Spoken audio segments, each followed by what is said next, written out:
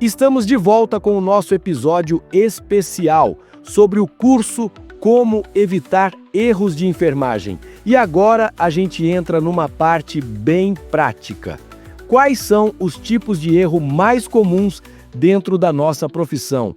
Aqueles que acontecem no dia a dia, muitas vezes sem a gente nem perceber. Maria Alice, que tipos de erros a enfermagem precisa ficar mais atenta na rotina? José, os erros na enfermagem podem ser classificados de várias formas, mas existem 4 grandes grupos que são os mais recorrentes e, ao mesmo tempo, os mais críticos. São eles: erros de medicação, erros de comunicação, erros técnicos e operacionais, e erros de registro e documentação.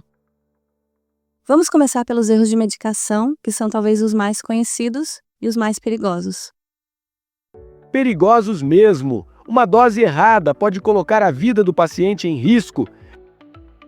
Exatamente. Os erros de medicação envolvem prescrição incorreta, preparo inadequado, diluição errada, horário fora do previsto, dose trocada, via de administração incorreta e, o mais assustador, muitos desses erros não são percebidos imediatamente, o que aumenta o risco de complicações graves. E tem mais. Medicamentos de alta vigilância, como sedativos, anticoagulantes e insulina, exigem atenção redobrada porque têm alto potencial de causar danos se administrados de forma equivocada. E mesmo com os famosos 10 certos, ainda há muita falha. Verdade, isso mostra que só saber os 10 certos não é suficiente. É preciso aplicar com atenção, ter dupla checagem, manter bandejas organizadas e garantir comunicação clara entre todos os envolvidos. Falando nisso, vamos para o segundo grupo, os erros de comunicação. Aí entra desde a passagem de plantão mal feita até aquela dúvida não esclarecida na prescrição, certo? Exato. Os erros de comunicação são silenciosos, mas devastadores, e podem acontecer entre os membros da equipe, enfermeiro, técnico, médico, entre turnos ou até mesmo com o próprio paciente e sua família.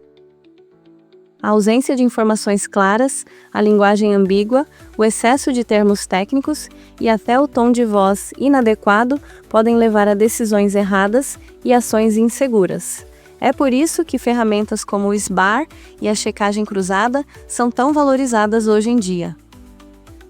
E às vezes um simples, entendeu? Já ajuda a evitar um problema maior. Com certeza, e isso nos leva ao terceiro grupo, erros técnicos e operacionais. Aqui estamos falando de falhas na execução de procedimentos. Por exemplo, punção venosa feita sem asepsia adequada, aspiração traqueal com técnica incorreta, manejo incorreto de cateteres, sondas mal fixadas ou até mesmo o uso de equipamentos sem o devido conhecimento. Esses erros mostram que o fazer técnico também precisa ser treinado, revisado e supervisionado. A prática sem fundamento ou sem atenção é tão perigosa quanto a desinformação. Isso tudo muitas vezes se soma ao quarto grupo, que são os erros de registro, né? Isso mesmo. Erros de registro e documentação são mais comuns do que a gente imagina, e muita gente não percebe o peso que eles têm. Registrar fora do horário, omitir informações, anotar com termos vagos, rasurar o prontuário, copiar e colar sem conferir. Tudo isso pode gerar falhas na continuidade do cuidado, comprometer a segurança do paciente e ainda colocar o profissional em risco ético e legal. Lembrando que tudo o que não está registrado pode ser considerado como não realizado. Ou seja, a documentação é tanto uma ferramenta de cuidado quanto de defesa do profissional. Exatamente. E o pior, muitos erros de medicação e técnicos começam com falhas na comunicação e terminam com omissões no registro. Um erro se encadeia no outro, por isso é tão importante enxergar o cuidado como um processo integrado.